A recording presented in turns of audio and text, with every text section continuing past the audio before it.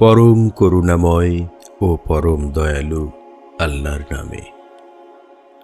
আঘাত পাওয়ার পরও যারা আল্লাহ ও রাসূলের ডাকে সাড়া দেয়, তাহাদের মধ্যে যারা করে সৎ কাজ আর হয় মুত্তাকি, তাহাদের জন্য আছে মহা পুরস্কার। লোকেরা যাদের বলেছিল, অবশ্যই তোমাদের বিরুদ্ধে সেই সব লোক হয়েছে জমায়েত, অতএব তোমরা ভয় করো তাহাদেরে, কিন্তু বরং ইহাতে তাদের ঈমান হয়েছিল আরও বর্ধিত। আর তারা বলেছিল, আল্লাহই যথেষ্ট মোদের লাগি, আর তিনিই উত্তম কার্যনির্বাহক। অনন্তর তারা আল্লাহর নিয়ামত আর অনুগ্রহ সহ ফেরত আসিয়াছিল, অমঙ্গল স্পর্শ করেনি তাহাদেরে। আর তারা অনুসরণ করেছিল আল্লাহর রেজামন্দির, আর আল্লাহ তো মহা অনুগ্রহশীল।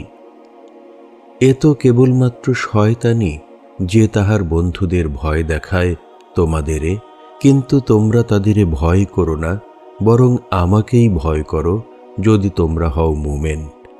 তুমি বিষণ্ণ হইও না তাহাদের লাগি, যারা তৎপর কুফরিতে, বস্তুত তাহারা অনিষ্ট করিতে পারিবে না আল্লাহর কিছুমাত্র।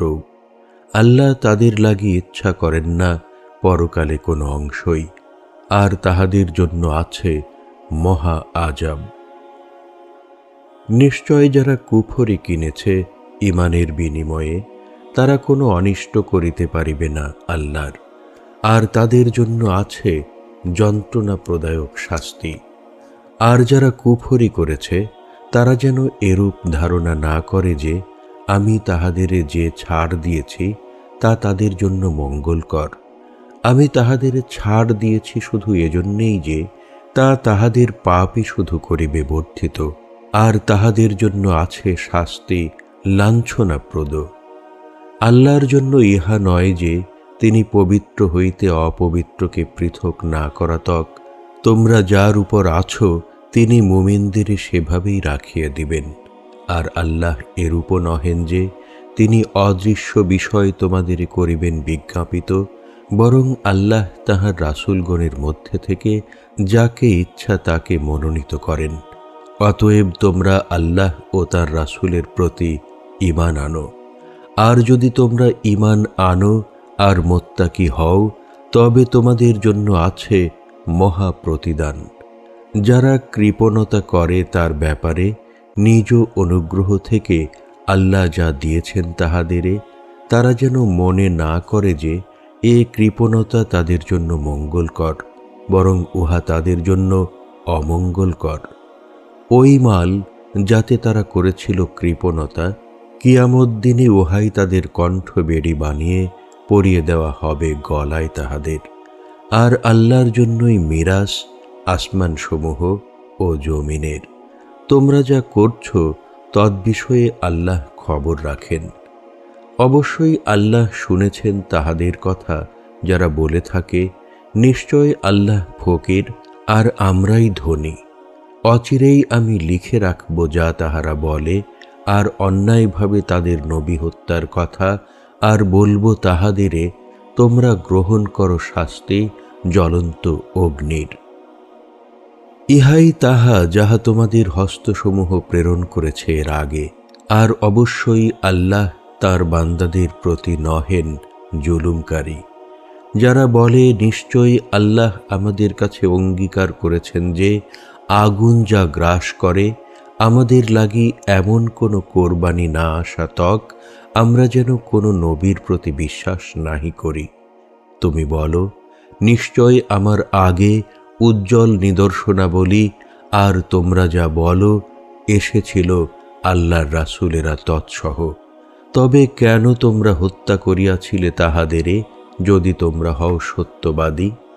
অতঃপর যদি তারা মিথ্যারোপ করে তোমাদের প্রতি, তবে তো তোমার আগেও মিথ্যারোপ করা হয়েছিল রাসূলদেরকে, যারা এসেছিল প্রকাশ্য নিদর্শন ও ক্ষুদ্র পুস্তিকা আর সমুজ্জ্বল কেতাব সহ। প্রত্যেক জীবই মৃত্যুর স্বাদ গ্রহণকারী, আর নিশ্চয় কিয়ামত দিনে পূর্ণ কর্মফল প্রদত্ত হইবে তোমরা। অতএব দোজখ থেকে যে প্রমুক্ত হয়েছে আর প্রবিষ্ট হয়েছে জান্নাতে, ফলত সে অবশ্যই হয়েছে সফল কাম। আর পার্থিব জীবন তো প্রতারণার সামগ্রী ব্যতীত নহে আর কিছু। অবশ্য তোমরা পরীক্ষিত হবে তোমাদের ধন সম্পদ ও তোমাদের নিজ সত্তা দ্বারা। আর তোমাদের পূর্বে যারা গ্রন্থ প্রদত্ত হয়েছে তাদের, আর যারা শিরকি করেছে তাদের থেকে শুনতে হবে অনেক দুঃখজনক কথাই।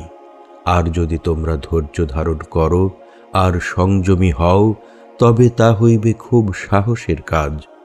আর আল্লাহ যবে গ্রন্থ প্রদত্তদের অঙ্গীকার গ্রহণ করেছিলেন যে নিশ্চয় তোমরা ইহা ব্যক্ত করিবে লোকদের মাঝে আর তা গোপন করিবে না, অনন্তর তারা তা ছুঁড়ে ফেলেছিল তাদের পশ্চাতে আর তা বেচে দিয়েছিল অল্প মূল্যে।